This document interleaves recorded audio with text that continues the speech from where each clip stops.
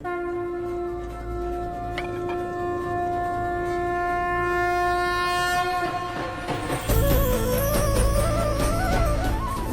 अनिल पंख अनुराग है, सुन मंडल रहतीर, दास गरीब उधारिया, सतगुरु मिले कबीर।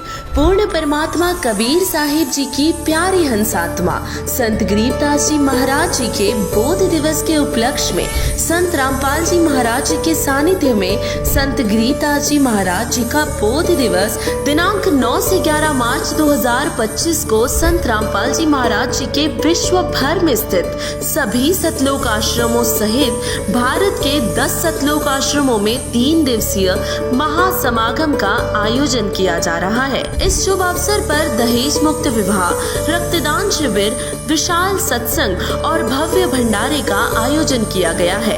आप सभी को इस अद्वितीय कार्यक्रम में सादर आमंत्रित किया जाता है।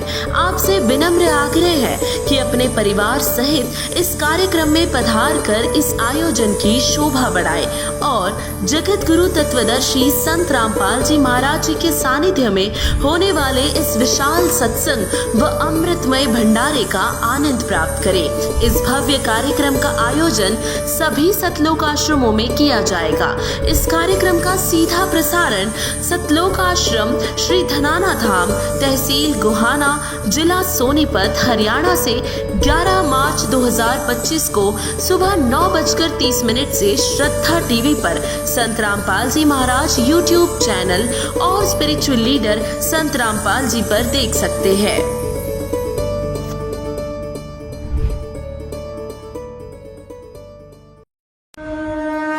संत रामपाल जी महाराज एक ऐसे महान संत जिन्होंने अपनी सतभक्ति, तत्व ज्ञान, करुणा और सेवा के बल पर समाज में नई मिसाल कायम की है। संत रामपाल जी महाराज की अगुवाई में उनके सभी सतलोक आश्रमों से समाज कल्याण के अद्भुत कार्यों ने समाज को सुनहरे भविष्य की एक नई उम्मीद दिखाई है। संत रामपाल जी महाराज से नाम दीक्षा लेने के बाद लाखों लोगों की लाइलाज बीमारियां जैसे कैंसर, एड्स आदि ठीक हुई। संत जी के ज्ञान से प्रेरित होकर उनके अनुयायियों ने लाखों यूनिट रक्तदान किया। संत जी ने लाखों बहन बेटियों का दहेज मुक्त विवाह करवाया।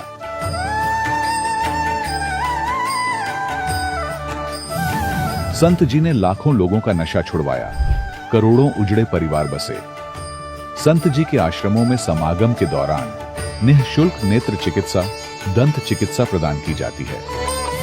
संत रामपाल जी महाराज द्वारा समय समय पर पर्यावरण संरक्षण के उद्देश्य से बड़े स्तर पर वृक्षारोपण किया जाता है। संत जी ने जरूरतमंदों को तत्काल राहत पहुंचाने के लिए एम्बुलेंस सेवा शुरू की। संत जी अपने अनुयायियों को देहदान के लिए प्रेरित करते हैं, जिससे मानवता की सेवा और चिकित्सा क्षेत्र में सुधार हो सके। संत रामपाल जी महाराज के सभी आश्रमों में हर रोज निःशुल्क भंडारा आयोजित किया जाता है, जहां हर वर्ग, हर जाति और हर धर्म के लोग एक साथ बैठकर भोजन करते हैं।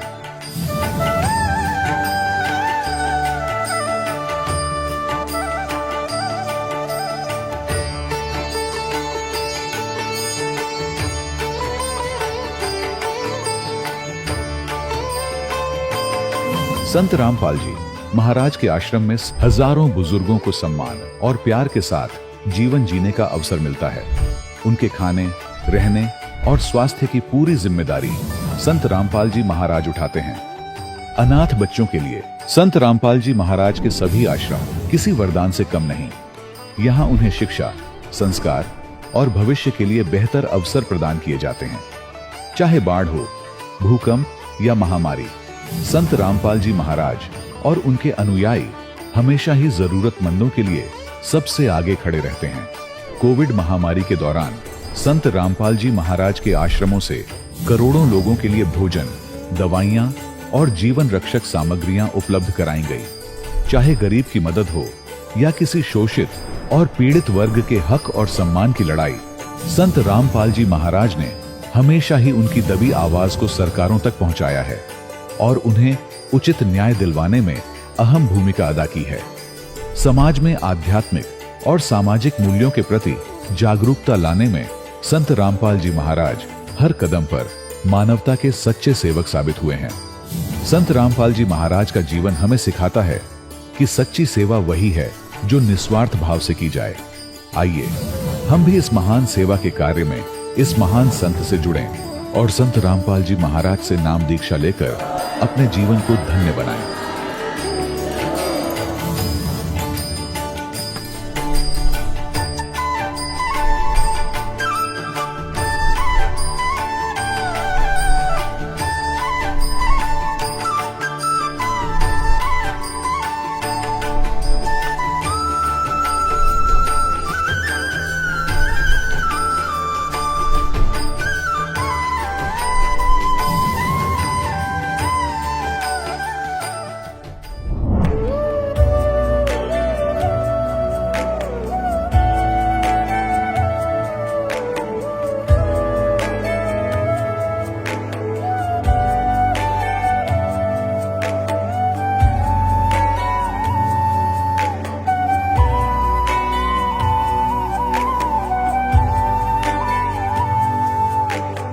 कौन ब्रह्मा का पिता है, कौन विष्णु की मां, शंकर का दादा कौन है, हमको दे बता।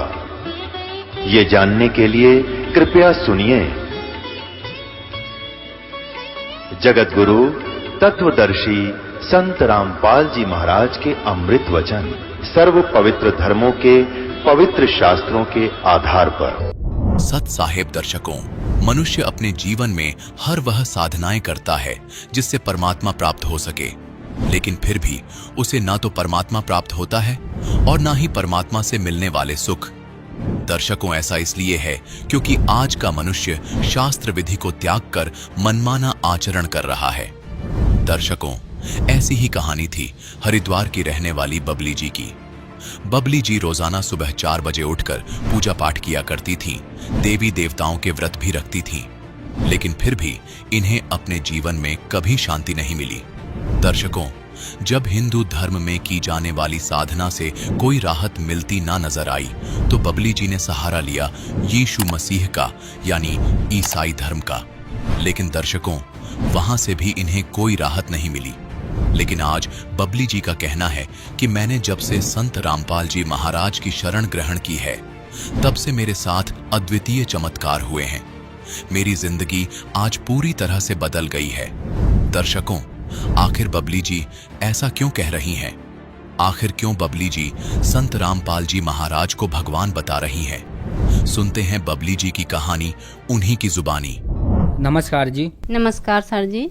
क्या नाम है जी आपका? मेरा नाम बबली है। बहन जी, आप कहाँ से हैं? मैं हरिद्वार से हूँ भगत जी। संत रामपाल जी महाराज जी से नाम उपदेश आपने कब लिया? सन 2021 में ली सर जी। संत रामपाल जी महाराज जी से नाम उपदेश लेने से पहले क्या आप कोई भक्ति साधना भी करती थीं? जी भगत जी, मैं भक्ति साधना ब्रह्मा विष्णु महेश शेरावाली इन्हीं सभी देवी देवता की करती थी, लेकिन कोई लाभ नहीं हुआ भगत जी। मैंने तो बहुत सेवा की है। मंदिर पे 4 बजे उठ जाना, दीवे लगाना, व्रत करना और बहुत पूजा की सर जी मैंने। जैसा कि आपने बताया कि आप हरिद्वार से हैं, आपने बहुत ज़्यादा कठिन साधनाएं भी की हैं, तो फिर क्या कारण बना कि आप संत रामपाल जी महाराज जी की शरण में आईं? देखो सर जी, हम पहले बहुत लड़के को महत्व देते थे कि लड़का नहीं हुआ, लड़का नहीं हुआ। मेरे 5 लड़की थी भगत जी और मेरे लड़का नहीं था, और लड़के के कारण भगत जी हम बहुत देवी देवताओं को मानते रहे, पूजा करते रहे, तांत्रिक के पास भी गए, भक्तों के पास भी गए, जैसे पंडित सभी के पास गए, लेकिन भगत जी हमें कोई लाभ नहीं हुआ। फिर जब हमें कोई लाभ नहीं हुआ तो हम यीशु मसीह में भी गए। यीशु मसीह में 2-2.5 साल रहे भगत जी, वहाँ से भी कोई लाभ नहीं हुआ, हमें लड़का नहीं हुआ। फिर ऐसे हम लड़के के कारण अपना घर भी छोड़ दिया। ऐसे बोलने लगे कि तुम अपना घर बदल दो, अपने जगह बदल दो, इसके कारण लड़का हो जाएगा। भगत जी हमने अपना घर भी छोड़ दिया। 1-1.5 साल हम अपने घर रहे, लेकिन भगत जी वहाँ पे भी कुछ नहीं हुआ। फिर भगत जी हमें एक भगत मती मिली, हम जैसे किराए पे रहते थे, उसने बताया कि तुम यीशु मसीह में हो, तुम्हें ऐसे कोई लाभ नहीं होगा। संत रामपाल जी महाराज का ज्ञान टीवी पे आ रहा है, आप उसके ज्ञान को सुनो, वे बहुत अच्छा ज्ञान दे रहे हैं, शास्त्र अनुसार ज्ञान सुना रहे हैं। तो भगत जी हमने उनका सत्संग सुना और उन्होंने भी हमें समझाया। तो भगत जी जैसे हमने उनका ज्ञान सुना, देखा, मैंने कहा कि इनको तो मैंने बहुत पहले सपने में देखा था। भगत जी वो मुझे सपने में पहले दर्शन दे चुके थे। परमात्मा कहते थे कि बेटी मैं भगवान हूँ और 5-6 लड़कियों के बाद तेरे बेटा हुआ। सच में परमात्मा मुझे 5-6 बेटियों के बाद ही उन्होंने दर्शन दिए और सचमुच में मुझे मिले और परमात्मा की भक्ति मिली, उनका नाम लिया मैंने। उसके बाद जैसे मैंने ज्ञान को समझा तो भगत जी उनका नाम भी लिया। नाम लेने मेरी इच्छा यही थी कि लड़का हो, लेकिन हम अज्ञानी थे, हमें कोई ज्ञान नहीं था, संसार का ही ज्ञान था भगत जी हमें। पर हमारे गुरुजी तो यही कहते हैं कि बेटा और बेटी में कोई फ़र्क नहीं होता। तब तक हमने गुरुजी का सत्संग नहीं लिया था, नाम नहीं लिया था भगत जी, उनका नाम नहीं लिया था, हमें ज्ञान भी नहीं था। हमारी इच्छा एक लड़के में ही थी भगत जी। 15 साल से भगत जी मेरे को कोई लड़का नहीं था। मैं दर दर भटकती रही, देवी देवताओं की पूजा करती रही, लेकिन सर जी मुझे कोई लाभ नहीं हुआ। और भगत जी मुझे डॉक्टर ने ऑपरेशन के लिए तो बोल ही दिया था, लेकिन भगत जी मेरा कोई ऑपरेशन नहीं हुआ। उसी दौरान मेरे लड़का भी हुआ, लेकिन कोई ऑपरेशन नहीं हुआ। नहीं, डॉक्टर ने मुझे मेरठ के लिए लिख दिया था कि ऑपरेशन होगा। लेकिन हमें नाम लेने के बाद, परमात्मा का नाम दीक्षा लेने के, संत रामपाल जी महाराज से नाम दीक्षा ली, उसके बाद हमें परमात्मा ने एक लड़का भी दिया। संत रामपाल जी महाराज ने हमें जो हमारी इच्छा थी, हमारी इच्छा पूरी की। लेकिन परमात्मा ये कहते हैं कि बेटा लड़का लड़की में कोई फ़र्क नहीं होता, जो हमारी भक्ति करते हैं मैं उसको सब कुछ तो रूंगे में देता हूँ। मेरा तो गुरुजी कहते हैं हमारा असली उद्देश्य है कि मोक्ष हो, कल्याण हो। सर जी मेरे पथरी भी थी और पथरी मेरे 27 ml की बन चुकी थी और 27 ml की पथरी जैसे मैंने दवाई खाई तो वो टूट कर पथरी की जो नली है उसमें आ चुकी थी। जैसे मैंने अल्ट्रासाउंड कराया, अल्ट्रासाउंड मैं पथरी पित्त की नली के अंदर आ गई और डॉक्टर ने बोला कि आप मेरठ चले जाओ, मेरठ से अपना ऑपरेशन करवाओ पित्त की नली का। पित्त की नली का जैसे मैंने ऐसे सुना कि पित्त की नली में पथरी आ गई है, मेरठ अल्ट्रासाउंड होगा, तो सर मैं बहुत घबरा गई। फिर हमने नाम लिया था संत रामपाल जी महाराज का, उन्हें हमने प्रार्थना लगाई। जैसे ही प्रार्थना लगाई भगत जी, उस दिन से मेरे कोई ना दर्द है ना कोई पथरी है। नहीं तो भगत जी मुझे मेरठ के लिए बोल दिया था कि तुम्हारा ऑपरेशन होगा, पहले पित्त की नली में जो आ गई थी उसका होगा, फिर पित्त की थैली का होगा। लेकिन भगत जी मैं बिल्कुल सही हूँ और उसके पित्त की नली के पथरी रहते हुए भी सर जी परमात्मा ने लड़का दिया है, मुझे कोई दिक्कत नहीं हुई। मेरे पति 14-15 साल से नशा करते थे। संत रामपाल जी की महाराज की दया से उन्होंने भी नाम ले लिया और उनका भी सब नशा छूट गया। ना भी शराब पीते हैं, तम्बाकू खाते थे, मीट का सेवन भी करते थे, लेकिन संत रामपाल जी की महाराज की दया से उनका सब नशा छूट गया सर जी। संत रामपाल जी महाराज जी ने आपको बहुत अद्भुत लाभ दिए। तो जो दर्शक आज आपको टीवी पर देख रहे हैं और वह भी संत रामपाल जी महाराज जी से जुड़ना चाहते हैं तो कैसे जुड़ सकते हैं? सर जी चैनल पर संत रामपाल जी महाराज का सत्संग आता है और जैसे ही पीली पट्टी पर संत रामपाल जी महाराज का सत्संग चलते हुए नंबर आते हैं भगत जी, उन नंबर से हम नोट कर प्रार्थना लगा सकते हैं, फ़ोन कर सकते हैं और ऑनलाइन भी परमात्मा नाम दीक्षा देते हैं और 500 से ज़्यादा भी नाम केंद्र खुल चुके हैं। हम वहाँ भी जाकर नाम दीक्षा ले सकते हैं, ऑनलाइन भी ले सकते हैं। मालिक ने बहुत दया कर दी सर जी। धन्यवाद जी। सत साई भगत जी। दर्शकों, अभी आपने सुने संत रामपाल जी महाराज से दीक्षा प्राप्त करके सुखी हुए भक्त के अनुभव। अब देखिए जगत गुरु तत्वदर्शी संत रामपाल जी महाराज के मंगल प्रवचन। अब गरीबदास जी सोच रहे हैं कि बाबा जी तो बड़ांडी भाई, इस पर भगवान चौर करे, इसका पूजा सेवा कर रहा है। इतना सोच ही रहे थे, इतने में तेजो में शरीर जिंदा वाले स्वरूप में समा गए और अकेले जिंदा महात्मा के रूप में परमात्मा असंख्य ब्रह्मांड के कंट्रोलर और सृजनहार के सिंहासन पर बैठे।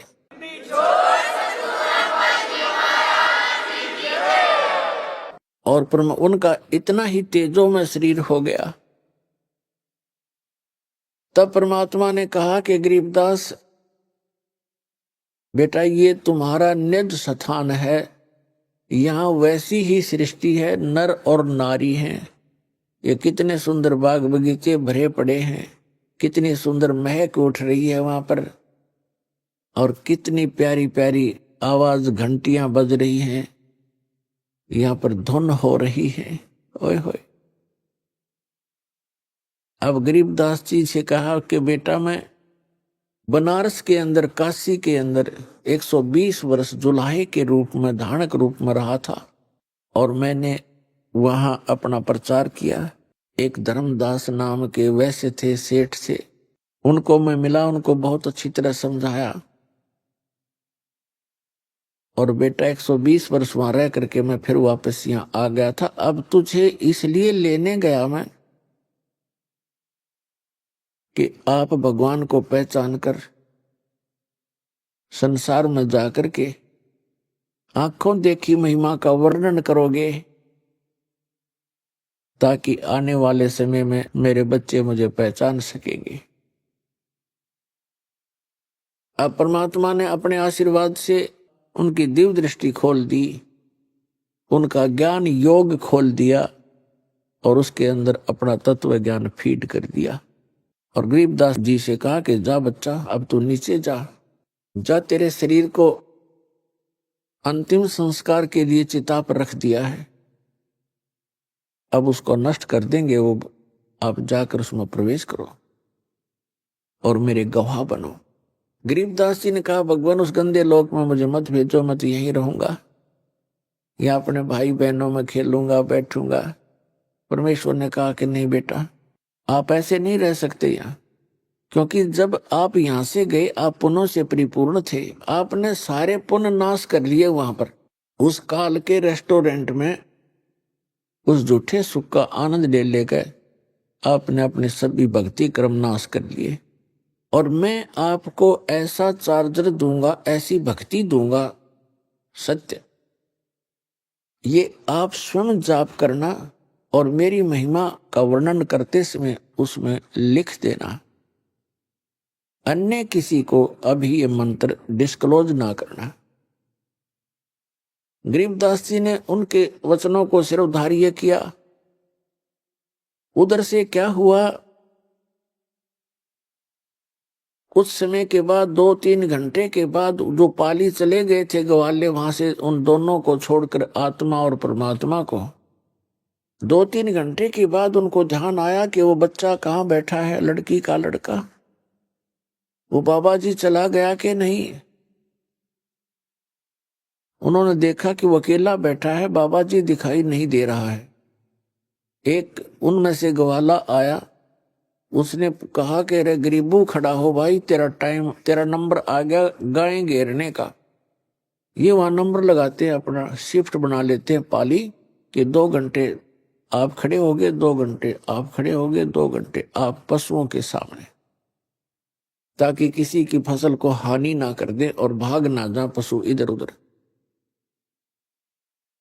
तो उसने कहा कि गरीबदास खड़ा हो भाई, गरीबू कहा करते थे, तेरा नंबर आ गया। नहीं बोले क्योंकि वो आत्मा थी नहीं, शरीर को खाली रखा था। निकट जाकर कहा कि ए भगत जी खड़ा हो, पकड़ के हिलाया कि महात्मा बन गया तू, खड़ा हो ले। जब ही उसने ऐसे किया वो गिर गए। अब वो एकदम घबरा गया, सभी पालियों को आवाज लगाई कि दौड़ के आओ, भागो भागो, ये लड़की का लड़का मर गया। 2 पाली गांव की तरफ दौड़े। 1.5 किलोमीटर की दूरी पर छुड़ानी गांव था उस स्थान से जहां पर ये परमात्मा प्रकट हुए थे। गांव में पता चला 30-40 घर होते थे, पहले छोटे गांव हुआ करते थे। सारे गांव में एकदम सन्नाटा छा गया। जिसने भी सुना वही उस स्थान की तरफ दौड़ लिया। बूढ़े क्या, बच्चे क्या, माई क्या, बहन क्या, सभी चल पड़े। वहां से बच्चे को 100 को घर लाए, घर ला करके फिर शाम के समय अंतिम संस्कार के लिए चिता पर रख दिया। उसी समय परमात्मा ने अपनी प्यारी आत्मा गरीबदास जी को उनके शरीर में प्रवेश कर दिया। अब जो ही आत्मा प्रवेश हुई, उनके अंदर वो ज्ञान फीड कर दिया था, वही वाणी उठते ही, चिता के ऊपर से उठते ही ये वाणी बोलने लगे हैं, अनंत कोट ब्रह्मांड का एक रति नहीं भारे, सतगुरु पुरुष कबीर हैं कुल के सिरजनहारे। अलल पंख अनुराग है सुन मंडल रे थीरे, दास गरीब उधार दिया सतगुरु मिले कबीर। अब गांव वालों ने सोचा ये लड़का मेंटल हो गया, बाबा जी के जंतर मंत्र का दूध पी के एंड बैंड बोल रहा है, पता नहीं क्या बक रहा है हुआ बाई, क्योंकि वो समझ कैसे सके इस गूढ़ रहस्य को। ऐसे 3 वर्ष बीत गए और उधर से गांव वालों ने, घर वालों ने इस बात पर संतोष कर लिया, परिवार के व्यक्तियों ने, कि हे भगवान लड़का होता गया मेंटल, पर कोई बात नहीं, या लड़की इस बच्चे को देख देख के जैसा भी बावड़ा है, पागल है, इसको देखकर वो जीवित रह जाएगी, नहीं तो बेहोश हो जाती थी इस घटना को सुनकर बार बार। तो ये संतोष किया कि कोई बात नहीं, पागल हुआ सो हुआ, पर जीवित तो हो गया। लड़की ने पेट पर खाना खा लिया। ऐसे 3 वर्ष बीत गए। एक गोपाल दास नाम के दादू पंथ के एक संत थे, जो बनिए के घर जन्म था उनका, और वो दादू पंथ से दीक्षित होकर के घर त्याग चुके थे, बाल बच्चों का विवाह करके फ्री हो गए थे, और वो ऐसे घूमते फिरते थे, शिष्य बना रखे थे, गांव में वहां जाते थे, उनके घर रुकते थे, घूमते फिरते, जिसको रमता राम कहते हैं। और दादू साहब जी को भी परमात्मा मिले थे जब वो 7-8 वर्ष के थे, जंगल में खेल रहे थे, बनी में 2-4 बच्चे और भी बैठे थे। तो परमात्मा आए, उनको ज्ञान सुनाने लगे। बच्चे, छोटे बच्चों को रुचि बहुत होती है, वह कोई कथा कहानी सुन के बड़े प्रसन्न होते हैं। तो 3-4 बच्चे थे, वो और 4-5 और थे, एक दादू जी थे। दादू जी की रुचि बहुत थी, क्योंकि वो आए उसी के लिए थे। सारा ज्ञान सुनाया, दादू जी की आंखों में आंसू आने लगे और कहा भगवान ऐसा लोग है वहां पर। और वो दादू जी तो जयपुर के पास राजस्थान के अंदर जन्मे थे, वो वहां तो और बुरा हाल था उस समय। उनकी प्रबल प्रेरणा हुई और कहा कि मुझे वहां ले चलो भगवान। तो परमात्मा ने कहा भी ऐसे नहीं ले जा सकते, पहले आपने मेरा शिष्य बनना पड़ेगा, दीक्षा लेनी पड़ेगी। ऐसे गरीबदास जी को भी प्रथम मंत्र देकर परमात्मा सतलोक लेकर गए थे, और कुंवारी गाय के दूध से उनको वो अमृत पान कराया था, जिसको पान परवाना कहते हैं। पान माने पेयजल, जैसे खान पान। पान परवाना का अर्थ है प्रथम मंत्र इस अमृत बना करके वचनामृत से मिश्री के साथ या अन्य जैसी भी सुविधा उपलब्ध होती है उसके माध्यम से प्रथम मंत्र दिया जाता है। तो वहां परमात्मा ने कहा, एक पान के पौधा था निकट ही, पान का पेड़ था, उससे एक पत्ता तोड़ के लाया, बच्चा के पत्ता तोड़ के लाया।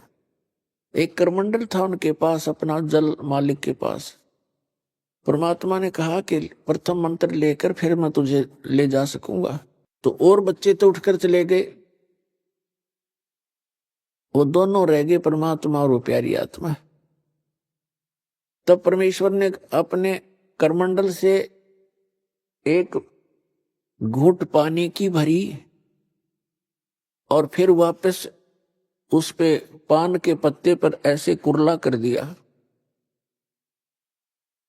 और कहा, ले बच्चा ये नाम ले और इसको पी ले। अब दादू जी ने पकड़ कर पी लिया और जो बच्चे और बैठे थे वो उठ कर चले गए, कहने लगे हम ना पीवा तेरे जूठे ने। अब दादू साहब को फिर परमात्मा ने वो मंत्र दिया, वो बच्चों के जाने के बाद वो तो कुरला करके रख लिया था ताकि ये बच्चे आप खिसक जाएंगे, यहां से कहना नहीं पड़ेगा तुम जाओ। वो तो उठकर चले गए। जब वो दोनों रह गए तो उनको नाम दिया, नाम देकर कहा ले बेटा ये पी ले। दादू साहब पीते ही उनकी तो सुरती पहुंची और कहा चल मेरे साथ। आत्मा शरीर वहां छोड़ दिया, ऊपर लेकर गए आत्मा को। तो दादू साहब जी 3 दिन और 3 रात अचेत रहे थे, बेहोश पड़े थे, कोमा में, जैसे कहते हैं ना कोमा के अंदर आ गया। रात्रि देर होगी, शाम को बच्चे की खोज हुई। उन बच्चों से पूछा कि कहाँ है तुम्हारे साथ वो खेलने गया था दादू। उन्होंने बताया कि वहीं रह गया था, हम तो आ गए थे। वहीं खोजने के लिए गांव के लोग गए तो वहां अचेत पड़े थे। तब उन बच्चों ने बताया कि एक बाबा जी आया था और उसने ऐसे जंतर मंतर करके एक जल पान किया था और इनको पिलाया था। हम तो आगे हमने पिया नहीं, इसने पी लिया था, जिससे ये मर गया। मरा तो नहीं है लेकिन अचेत है। घर उठा लाए, सब परिवार के जन इकट्ठे हो गए, रिश्तेदार आने लगे कुशल पूछने के लिए। तीसरे दिन परमात्मा ने ऊपर के सब ब्रह्मांड दिखा करके उस आत्मा को वापस छोड़ दिया। तब दादू साहब जी एकदम खड़े हुए, चारों तरफ देखा कि हाहाकार मच रहा है, मां रो रही है, पिता रो रहा है, भाई बहन अन्य सब बुरा हाल था, सन्नाटा छाया था। तो एकदम उठे तो सबकी खुशी का ठिकाना नहीं रहा। लेकिन दादू जी की वही हालत हुई जो गरीबदास साहिब जी की थी। ये वाणी बोलन लगे और उस वाणी को उस गांव वाले नहीं समझे कि वो पागल हो गया। वो क्या वाणी बोलते थे। अब दादू साहब जी क्या बोल रहे थे अपने परमात्मा कबीर जी के गवाह बनकर, जो जो शरण कबीर के तिरगे अंत अपारे, दादू गुण के ताकहूं कहत न आवे पारे। कबीर करता आप है दूजा ना कोई, दादू पूर्ण जगत को भक्ति दृढ़ावत सोए। ठेका पूरा होवे जब सब कोई तजय शरीर, दादू काल चंपे नहीं जपे जो नाम कबीर।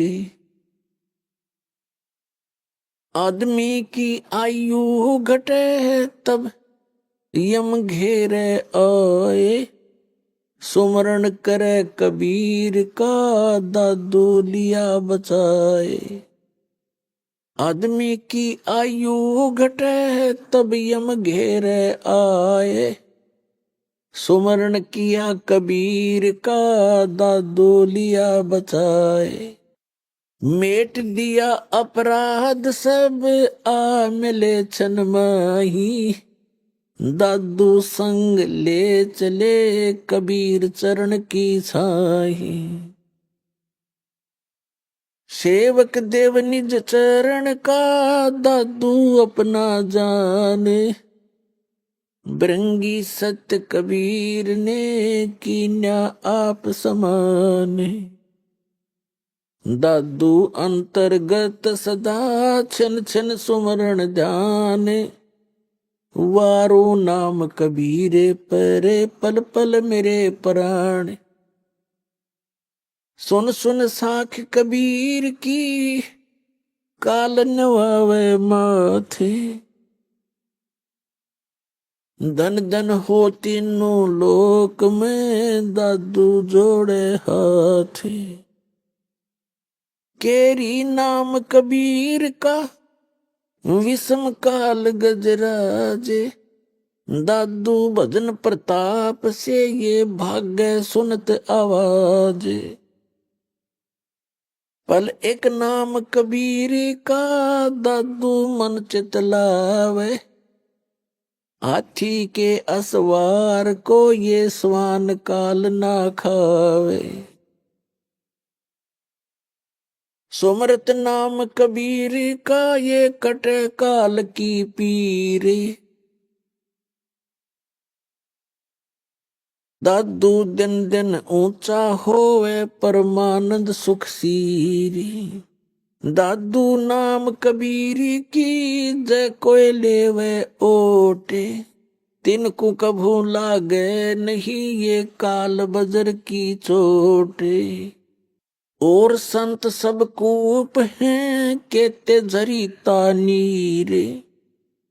दादू अगम अपार है ये दरिया सत्य कबीर। अब ही तेरी सब मिटे ये जन्म मरण की पीर।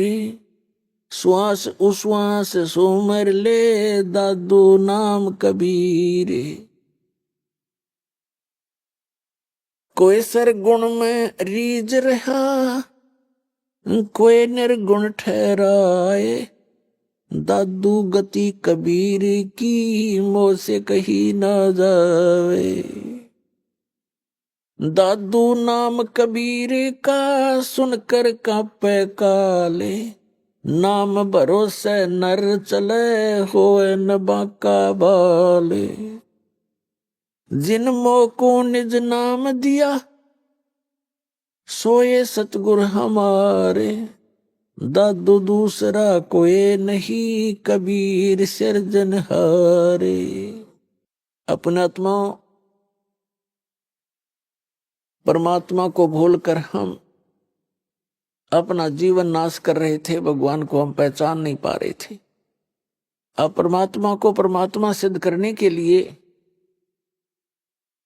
आपके रूबरू लगभग 6-7 गवाह दास खड़े कर देगा और तब जाके हमारे हृदय में समावेगी। जबकि न्यायालय के अंदर 2 गवाहों ही पर्याप्त होते हैं किसी को दोषी या निर्दोष सिद्ध करने के लिए। और यहाँ पर आपके सामने 7 साक्षी रूबरू कर देगा आपके परमात्मा को परमात्मा सिद्ध करने के लिए। और तब जाकर के ये गले उतरेगी कि कबीर इज गॉड।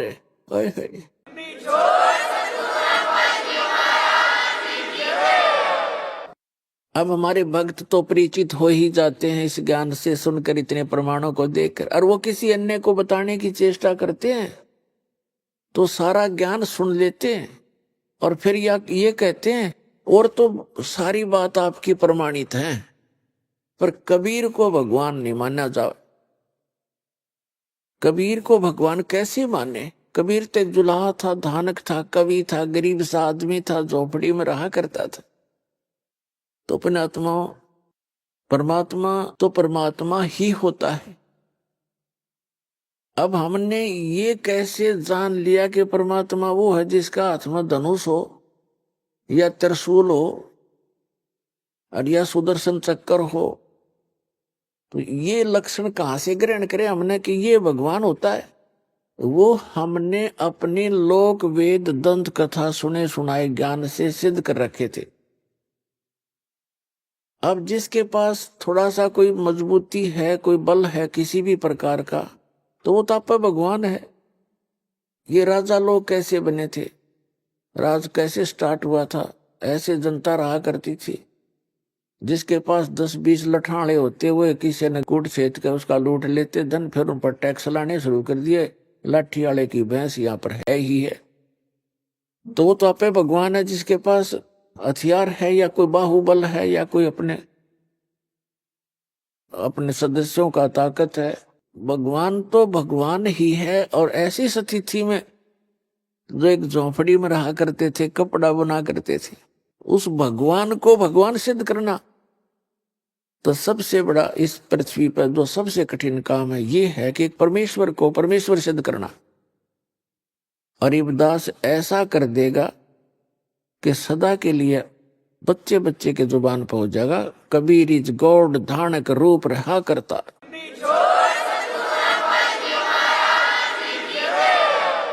पहले दादू साहब जी से क्लियर करते हैं क्या कहना चाहते हैं ये प्यारी आत्मा कि जो शरण कबीर के तरगे अंत पार करो, कितने पार हो गए। और दादू गुण की केता कहूं कहत न आवे पार। कबीर करता आप है दूजा ना कोई, और दादू पूर्ण जगत को भक्ति दृढ़ावत सोए। पूरे विश्व को यदि कोई सत भक्ति देता है तो वो स्वयं ही आकर बताता है, पूरे विश्व को बताता है। और फिर बताते हैं ठेका पूरा होवे जब, सब कोई तजय शरीर, और दादू काल निकट नहीं आवे। जपे जो नाम कबीर, कबीर नाम का अर्थ है जो भगवान ने नाम दिया था सत साधना करने के, उन मंत्रों का जो जाप करता रहेगा उसके निकट काल नहीं आ सकता। फिर क्या बताते हैं, आदमी की आयु घटे तब यम घेरे आए। अब परमात्मा ने बता दिया था कि दादू जी को कि बेटा तेरी आयु 30 वर्ष की है। अब जब 30 वर्ष आए और उनकी मृत्यु हुई, शरीर छूटा, एकदम चारों तरफ से यम के दूत आ खड़े हुए। तब परमात्मा ने उनको पहले ज्ञान दे रखा था कि कभी भी कोई भी आपत्ति आपके ऊपर आए तो इस नाम का सिमरन शुरू कर देना। तो उन्होंने उसी समय मालिक को याद किया, परमात्मा तुरंत वहां पहुंच गए। तो उसके विषय में दादू साहब कहते हैं कि आदमी की आयु घटे तब यम घेरे आए, यम के दूत आकर घेर लेते हैं। और सुमरण किया कबीर का दादू लिया बचाए। मैंने परमात्मा को याद किया, तुरंत मेरे पास आ गए। मेट दिया अपराध सब, यानी सब पापों का नाश कर दिया और एक्सटेंशन कर दी उनकी आयु की। मेट दिया अपराध सब आ मिले छन माही, दादू संग ले चले कबीर चरण की छाए। फिर क्या बताते हैं, सुन सुन साख कबीर की काल नवावे माथे, धन धन हो 3 लोक में दादू जोड़े हाथे। कबीर परमेश्वर की इस महिमा को सुनकर, उनके द्वारा बोली गई साखियों को सुनकर, कहते हैं काल भी ऐसे नतमस्तक हो जाता है। और दादू साहब जी अपने परमात्मा का धन्यवाद करते हैं कि धन धन तीनों लोक में एक ही भगवान है, समर्थ शक्ति है दादू जोड़े हाथ। और फिर कैसी उपमा बताते हैं कि केरी नाम कबीर का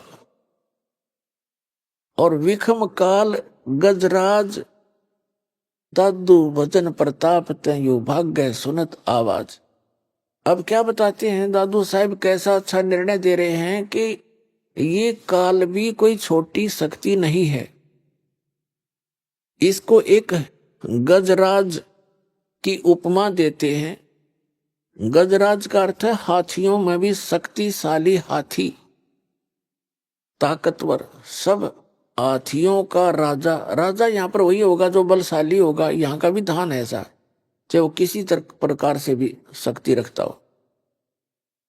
तो क्या बताया कि केरी नाम कबीर का और विषम काल गजराज, और दादू भजन प्रताप तय वो भाग गए सुनत आवाज।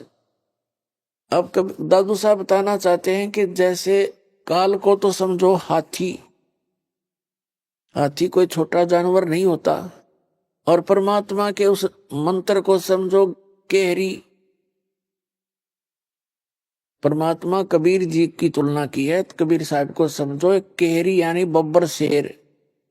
देखो हाथी बहुत बलशाली होता है आम प्राणियों में, लेकिन शेर के सामने वो लीद कर देता है। जब वो दहाड़ मारता है तो आसपास अगर हाथी होगा तो एकदम लीद कर जाएगा और भागने की चेष्टा करेगा, यहां से दूर निकल जाओ। तो क्या बताते हैं, केरी नाम कबीर का और विषम काल गजराज, और दादू भजन प्रतापते, वो भाग गए सुनत आवाज। फिर क्या बताते हैं, पल एक नाम कबीर का दादू मन चित लावे, और अस्थि के असवार को स्वान काल नहीं खावे। अब क्या बताना चाहते हैं दादू साहब जी, कि आप जी जो परमेश्वर कबीर जी की शरण में आ गए और ये सच्चा नाम आपको प्राप्त हो गया, आप समझो हाथी के ऊपर असवार हो गए, हाथी के ऊपर बैठ गए आप। और अब दादू साहब बताते हैं, काल समझो कुत्ता है, और कुत्ता जो है हाथी पर बैठे व्यक्ति को किसी प्रकार की हानि नहीं कर सकता, चाहे वो दूर से कितना ही घुराता रहे, भौंकता रहे, कितना ही कोशिश करता रहे। यानी उसकी रीत से आप इतने बाहर हो गए, उसकी रेंज से इतने आउट हो गए कि आपको वो काल रूपी कुत्ता हाथी पर, यानी कबीर परमात्मा की शरण में विराजमान उस हंस आत्मा का कुछ भी नहीं बिगाड़ सकता, उसकी हानि नहीं कर सकता। ये अंदाजा लगा सकते हो पुण्यात्माओं, आप अपनी स्थिति को समझ सकते हो, आप कितने इन यहाँ की हानिकारक इनसे शक्तियों से ऊपर उठ चुके हो।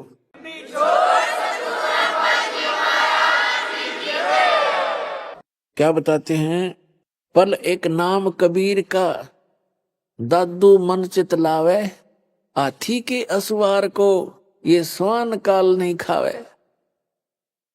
ओए होए, अब आप देख सकते हो हाथी पर बैठे व्यक्ति का, पहले तो उस हाथी के निकट कुत्ता नहीं आ सकता, क्योंकि हाथी कैसे थांब, कैसे मोटे मोटे पिलर से तो पैर होते हैं, अरे एक सूंड मार दे तो मन मानो लोटपोट हो जा, पता है उसको। और वो तो फिर ऊपर बैठा है उसके सवार। तो पुण्यात्मा, इन महापुरुषों ने भगवान को देखा, सतलोक को देखा, वहां की महिमा आंखों देखी बताई है, और अभी तक दुनिया ने लोक कथा सुनाई है अन्य संतों महंतों आचार्यों और शंकराचार्यों ने, महंतों ने, काजी और मुल्लाओं ने।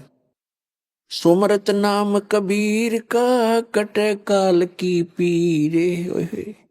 कहते सुमरत नाम कबीर का, कबीर परमेश्वर का नाम सच्चे संत से लेकर जाप करने से, दादू साहब तो सीधे ही भगवान से लिए हुए थे उपदेश। कहते सुमरत नाम कबीर का कटे काल की पीड़, कोई भी कष्ट या काल का हो कहते सब समाप्त हो जाएगा। और दादू दिन दिन ऊंचा होए, यानी दिन दिन उभरेगा वो प्राणी, और परमानंद सुखसीर। अब जैसे पुण्यात्माओं, आप और आम जगत में कितना अंतर हो गया। आपने शराब त्याग दी, हुक्का बीड़ी तंबाकू सेवन करना बंद कर दिया, मांस खाना बंद कर दिया, चोरी ठगी जारी झूठ कपट ये बंद कर दी। एक तो आपके पाप स्टॉप हो गए, और दूसरी आप भक्ति स्टार्ट कर दी, भक्ति करने लगे। और अन्य समाज सारा दिन 2 रोटी के लिए 36 झूठ बोला दिन में, और मन में दोष रखे, और बतलावा के बतलाओगा वही ऊट पटांग बातें अटपट। और आप चर्चा करोगे मालिक की, कभी वाणी पढ़ोगे, कभी सुनोगे, कभी मंत्र कर रहे हो, कभी रमैनी कर रहे हो, कभी सुबह की नित्य नियम कर रहे हो, कभी शाम की आरती का समय हो गया, किसी से चर्चा करते हो तो भी भगवान की चर्चा करते हो। और आप कैसे होगे? अब आप यहां थे पहले, हम जगत के साथ थे, अब हम ऊंचे होते जा रहे हैं और जगत नीचे को जा रहा है, उनके पुण्य क्षीण हो रहे हैं। तो यहां से हम चलते हैं तो उनका और हमारा डबल डिफरेंस हो गया। आप ऊपर चढ़ते जा रहे, वो नीचे को जा रहे हैं। सुमरत नाम कबीर का ये कटे काल की पीरे, दादू दिन दिन ऊंचा होए परमानंद सुखसीर। दादू नाम कबीर की जय कोई लेवे ओटे, उनको कभी लागे नहीं ये काल बजर की चोटे। और संत सब कूप हैं और कहते जरीता नीरे, दादू अगम अपार है ये दरिया सत्य कबीर। अपना आत्मा आप विचार करना, इस महापुरुषों की एक एक वाणी में कितनी गहराई है इनके अंदर। कहते हैं और संत सब कूप हैं। दूसरे जो महापुरुषों की आप सुनते हो, जैसे कोई कहता है कि हमारे गांव में एक बाबा जी हुआ करता था, हम उसकी पूजा करते हैं, उन्होंने ऐसे कर दिया था, उन्होंने ऐसे कर दिया, ऐसा लाभ दे दिया।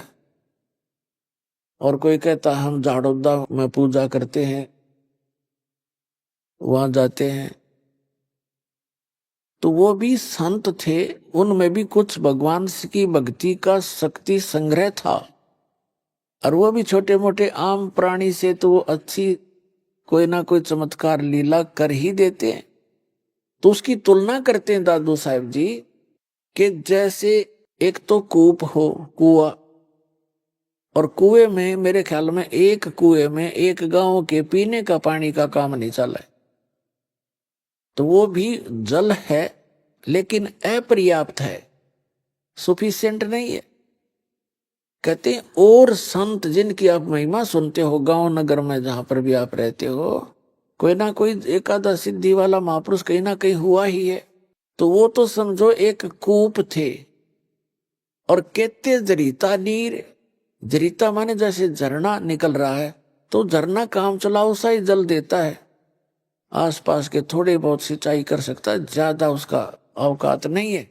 दादू साहब जी कह रहे कुछ तो संतों को समझो कुएं जितनी अक्षमता, और कुछ एक हैं ऐसे जैसे झरना जरीता नीर, और दादू अगम अपार है वो दरिया सत कबीर। होय होय, दरिया यानी परमात्मा इतने समर्थ हैं कबीर जी, इन सभी से जिनको तुम कुछ राहत प्राप्त कर रहे थे, मान रहे थे कि ये ऐसे हैं वैसे हैं, तो उनकी सबकी तुलना कर दी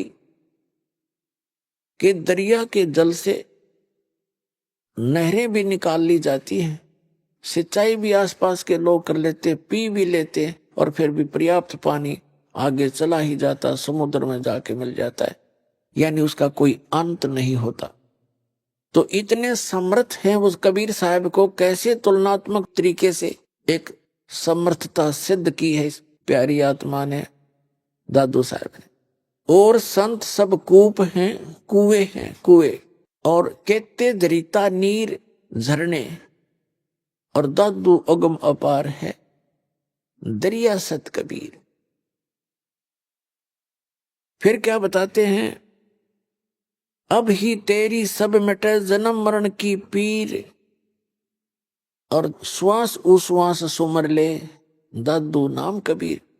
जो कबीर परमेश्वर जी ने सच्चा नाम आपको दिया है, उसका श्वास उश्वास से सिमरण कर लो, इस जन्म में तुम्हारा मोक्ष हो जाएगा।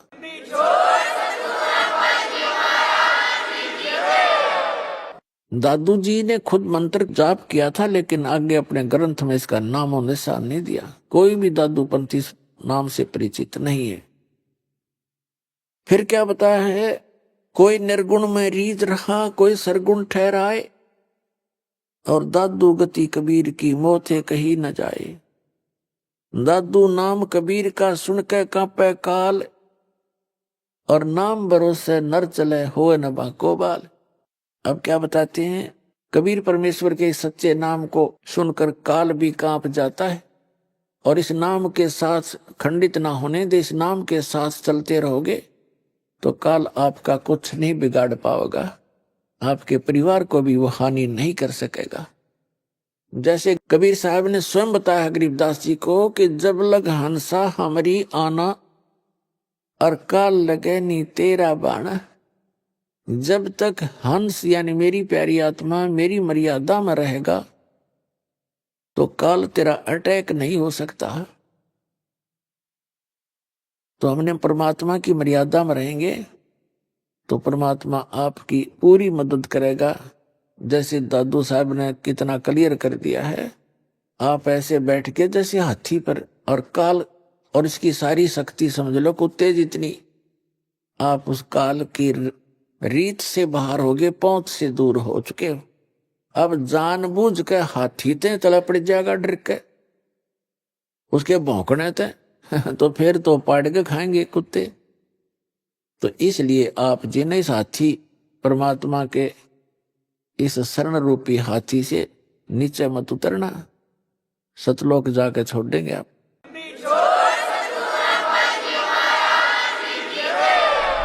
अभी आपने सुने संत रामपाल जी महाराज के मंगल प्रवचन। आइए अब सुनते हैं संत रामपाल जी महाराज से नाम दीक्षा लेकर सतभक्ति करके अद्भुत लाभ प्राप्त करने वाले अनुयायी के विचार। दर्शकों, मनुष्य अपने जीवन को खुशहाल बनाने के लिए सभी देवी देवताओं की पूजा करता है, हर तंत्र मंत्र का सहारा लेता है, लेकिन फिर भी उसे कोई लाभ नहीं मिलता। दर्शकों, ऐसी ही कहानी थी झारखंड के रहने वाले अजय साहू जी की। अजय जी पहले सभी पारंपरिक भक्ति साधना किया करते थे और ये सभी पूजा पाठ भी करते थे, झाड़ फूंक भी करवाया करते थे और तंत्र मंत्र का भी सहारा लेते थे, लेकिन फिर भी इन्हें इन सब से कोई राहत नहीं मिली। उल्टा इनके बच्चे को पैरालिसिस हो गया। लेकिन आज अजय जी का कहना है कि जब से मैंने संत रामपाल जी महाराज की शरण ग्रहण की है, तब से मेरे जीवन से दुख छूमंतर हो गया। जिस बेटे को डॉक्टर ने ठीक होने से मना कर दिया था, उसी बेटे का पैरालिसिस बिना किसी दवा के आज संत रामपाल जी महाराज की कृपा से ठीक हो गया। दर्शकों, क्या वास्तव में ऐसा हो सकता है? क्या संत रामपाल जी महाराज द्वारा बताई गई भक्ति साधना में और उनके आशीर्वाद में इतनी शक्ति है कि लोगों के असाध्य रोग भी बिना किसी दवा के ठीक हो रहे हैं? आइए जानते हैं कि इसके पीछे की सच्चाई क्या है। सुनते हैं अजय जी की कहानी, उन्हीं की जुबानी। नमस्कार सर। नमस्कार सर। सर, क्या नाम है आपका? मेरा अजय साहू हुआ। अजय साहू जी, आप कहाँ से हैं? झारखंड हजारीबाग से हैं। सर, संत रामपाल जी महाराज जी से नाम उपदेश आपने कब लिया? संत रामपाल जी महाराज से हम नाम दीक्षा 19 मई 2020 में ली सर। संत रामपाल जी महाराज जी से नाम उपदेश लेने से पहले आप क्या भक्ति साधना करते थे? हम दुर्गा माँ का भक्ति करते थे और झाड़ फूक भी करते थे। मतलब किसी का टोटमा मोटमा लग जाता था, उसको हम झाड़ फूक करके ठीक करते थे सर। सर, आपने बताया कि पहले आप झाड़ फूंक करते थे तथा माता की पूजा करते थे, तो फिर संत रामपाल जी महाराज जी की शरण में आने का क्या कारण बना? मेरा बड़ा लड़का 9 साल का था सर, तो उसको आधा शरीर का पैरालाइज हो गया था सर। दौरे पड़ते थे, उसका हाथ पैर काम नहीं करता था, उनका पढ़ाई करता था तो पेंसिल नहीं पकड़ पाता था सर।